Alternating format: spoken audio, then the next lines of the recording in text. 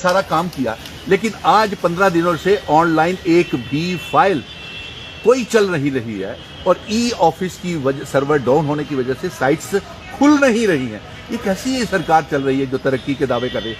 और आपने दरबार मूव रोक करके आपने करोड़ों रुपए का जीएसटी का नुकसान सरकार का करवा दिया और व्यापारी, ट्रांसपोर्टर, बेरोजगारी बढ़ गई, रोजगार लोगों के छिन गए, कारोबार रहे नहीं, बड़े बड़े व्यापारियों के कारोबार ठप हो गए। तो उसके बावजूद भी आपने, हम ये कहेंगे कि पहले वाला दरबार मूव का सिस्टम ठीक था। आपने गलत कहा कि 200 करोड़ रुपए का खर्चा होता था। अगर 200 करोड़ रुपए का खर्चा होता था तो सुनने में ये भी आ रहा है कि आज ई ऑफिस के ऊपर आपका करोड़ों रुपए का बकाया होने की वजह से, बिल पेंडिंग होने की वजह से ये सर्वर्स काम नहीं कर रहे हैं।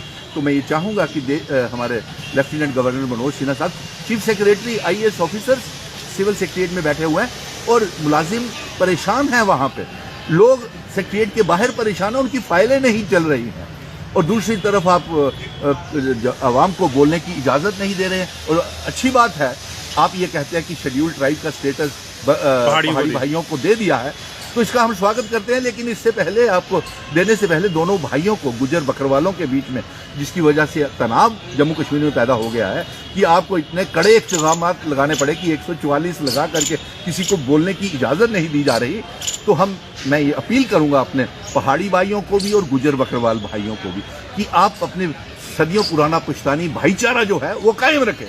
ऐसी साजिशें होती रहेंगी, ऐसी टारगेटेड किलिंग्स भी होती रहेंगी, ऐसे जम्मू कश्मीर में हालत स्थिर करने की साजिशें भी होती रहेंगी, लेकिन ऐसी साजिशों में हमें फंसना। अच्छा, अब पत्रकार मित्र मुझसे ये पूछ रहे थे कि बड़ा अच्छा आप तो स्वागत कर रहे हैं शेड्यूल ट्राइब स्टेटस का। मैंने कहा मैं गुजर बकरवालों के रिजर्वेशन का भी स्वागत करता हूँ, पहाड़ियों का भी स्वागत करता हूँ, शेड्यूल कास्ट का भी स्वागत करता हूँ, लेकिन रोजगार कहाँ है, नौकरियां कहाँ हैं? आज व्हाइट पेपर हमारे देश के प्रधानमंत्री नरेंद्र मोदी जी ने पार्लियामेंट में पेश किया और अपने अचीवमेंट्स दिखाने के लिए। मुझे तो उस व्हाइट पेपर में, श्वेत पत्र में जिसे कहते हैं, कुछ जम्मू कश्मीर के लिए नजर नहीं आया। आप मुझे ये बताएं कि पत्रकार मित्र मुझसे पूछ रहे थे कि वो श्वेत पत्र को लेकर के मेरा क्या कहना है। तो मेरा ये कहना है कि उस श्वेत पत्र में आप बताएं कि आपने 2 करोड़ नौकरियां देने का वादा किया था, उसमें है? आपने महंगाई को कम करने का वादा किया था प्रधानमंत्री जी, क्या उसमें है? आपने रोजगार को, गरीबी को हटाने का वादा किया था, महंगाई को कम करने का वादा किया था, उस श्वेत पत्र में है? तो आप तो कहते हैं कि 1000 साल का आप प्लान बनाने जा रहे हैं, देश को खड़ा करने जा रहे हैं। अरे 1000 साल तक हम जिंदा रहेंगे? जो हमारे पास जो अभी था, रियासत थी हमारी, खुशहाल रियासत थी, हमारा रियासत का दर्जा। आने वाले वक्त में जिस तरह से पार्लियामेंट इलेक्शन है, किस सीट से जो है आप इलेक्शन कॉन्टेस्ट कर रहे हैं? देखिए, इसकी बात हम बाद में करेंगे, लेकिन इससे पहले जो नहीं सर, तैयारियां तो चल चुकी हैं, तैयारियां हो रही हैं। तो ये बात मुझे मीडिया पे थोड़ी बतानी है कि मैं कहाँ से, कैसे, किस तरीके से चुनाव लड़ूंगा। आप पत्रकार मित्र मेरे अंग संग रहते हैं, आपको जानकारी सबसे पहले होगी, लेकिन अभी इसको देखने लोग इंतजार कर रहे हैं ना वहाँ के कि हमारा चाहता लीडर कहाँ से कॉन्टेस्ट करेगा। देखिए आज कैसा जम्मू कश्मीर का माहौल बना हुआ है, PHPDD का प्रोटेस्ट डिमॉन्स्ट्रेशन चल रहा है, उधर से व्हाइट पेपर निकल रहा है। हम उस व्हाइट पेपर में एक तरफ से LG साहब और अमित शाह जी ने आपके पत्रकारों को ही कहा कि एक दिन में 1 लाख लोगों को, यानी कि 94,680 लोगों, नौजवानों को रोजगार दिया। तो उसमें आप ये बताएं कि PHPDD, PWD के डेली वेजेस, रहबरे खेल, जंगलात, सेहत, SPOs, नेशनल यूथ कॉर्प्स और होम गार्ड्स कितने आपने पक्के किए बताएं। आज मैं PHE के दफ्तर में ये कहने चीफ इंजीनियर के ऑफिस में जा रहा था BC रोड में कि जम्मू के लोगों को मुफ्त में पीने का पानी मिलना चाहिए। आपने भारी पानी के किराए और बिजली के किराए बढ़ा दिए हैं। पानी हमारे जम्मू कश्मीर में इतना है कि बेशुमार पानी है, इसलिए जम्मू कश्मीर के लोगों को पीने का पानी। लेकिन मुझे चीफ इंजीनियर के दफ्तर में जाने नहीं दिया गया। वहाँ पे पुलिस ने, आप पत्रकार मित्रों को भी शायद मालूम नहीं रोका कि नहीं रोका, लेकिन मुझे तो वहाँ पे PHE के दफ्तर में जाने नहीं दिया गया पुलिस द्वारा। और मैं हैरान हुआ कि मैं तो ये कहने जा रहा था कि लोगों के पास पीने का पानी नहीं है, शहर में टैंकर्स की सप्लाई नहीं है, तो मुझे इस बात के लिए रोका गया। तो सर, क्या आने वाले वक्त में आप BJP से मिलकर कहीं इंतखाबात तो नहीं लड़ेंगे? क्या आप ये सोच रहे हैं कि मुझे जान से मारने की धमकी जो रविंदर रैना के साथ मिली है मेरे व्हाट्सएप के ऊपर, मेरी जान को खतरा है और मुझे सरकार ने अलर्ट मोड के ऊपर, मैं शुक्रगुजार हूँ कि director general of police LG Raj Bhavan का भी और अपने जम्मू के SSP विनोद जी का भी शुक्रगुजार, डिवीजनल कमिश्नर साहब का भी शुक्रगुजार हूँ जिन्होंने बिना समय गवाए इसको संजीदगी से लिया।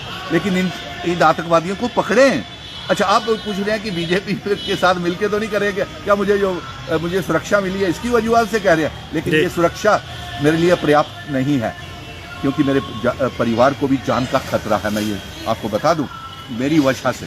और दूसरा बात ये, मेरे व्हाट्सएप के ऊपर रविंदर रैना को भी धमकी आई है, लेकिन किसी मीडिया ने और या रविंदर रैना ने इसके ऊपर बोला नहीं ये धमकी मेरे व्हाट्सएप के ऊपर क्यों आई है। हो सकता है इसलिए नहीं बोला हो क्योंकि उन्हें मालूम है कि वो तो 5 अगस्त 2019 के बाद जम्मू कश्मीर में हालात कुछ ठीक है, इसलिए सुधरे हुए हैं, तो शायद इसीलिए नहीं बोले कि एक तरफ से अगर सुधरे हुए हैं तो जान की धमकियां क्यों आ रही हैं। बड़े मुश्किल दौर से जम्मू कश्मीर गुजर रहा है, इसलिए रियासत का दर्जा हमारी चुनी हुई सरकार, पार्लियामेंट के चुनावों के साथ असेंबली के चुनाव जल्द से जल्द करवाए जाएं।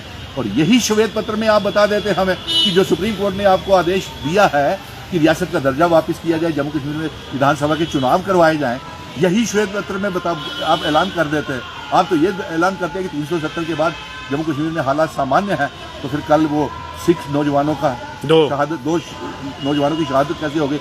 मुझे तो ये भी खतरा है कि जिन आतंकवादियों ने मुझे जान से मारने की धमकी दी है, मैंने उसी समय रात को भी अपने एसएसपी जम्मू को कहा कि खतरा बढ़ गया है, 2 सिख नौजवान वहाँ पे शहादत हो गई है। लेकिन अफसोस की बात यह है, देखिए, और कहीं इन्हीं आतंकवादियों ने वो टारगेटेड किलिंग्स नहीं की, और मेरे जिन्होंने मुझे धमकी दी है उनको पकड़िए। पकड़ना इसलिए ज़रूरी है कि और आतंकवादी शहादतें वो ना ले, और सुरक्षा बलों की शहादतें ना हो। और ये आपका बहुत शुक्रगुजार हूँ कि आज आपने ये जो सिविल सेक्रेटरीट में रोज़गार नहीं हो रहा, काम नहीं हो रहा, मैं चाहूँगा कि एलजी साहब इसके ऊपर ध्यान करें और जल्द से जल्द। आप बाहर लोग परेशान हो रहे हैं, फाइलें चल नहीं रही, और नौजवान परेशान हो रहे हैं, कोई फाइल चल नहीं रही, उसकी तरफ विशेष ध्यान दें। धन्यवाद।